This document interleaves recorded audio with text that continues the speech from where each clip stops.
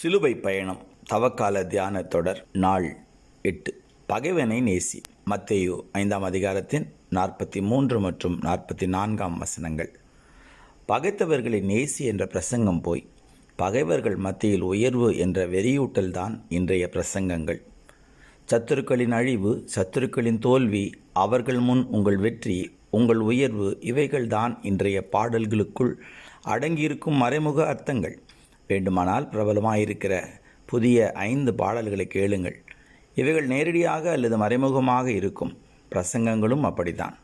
பகைவர்களை ஆசீர்வதிக்க, ஜெபிக்க, நேசிக்க இயேசு சொல்லியிருக்க, பகைவர்களை மறக்க விடாமல் கர்த்தர் உங்கள் பகைவர்கள் மத்தியில் யுத்தம் செய்து உங்களுக்கு ஜெயம் தருவார் என்று ஏன் சொல்லுகிறீர்கள்?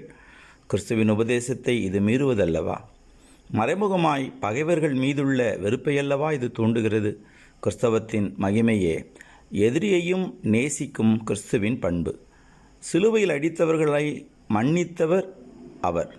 நாமோ ஒரு வார்த்தை எதிராய் பேசினவனை சிலுவையில் அறைய துடிக்கிறோம்.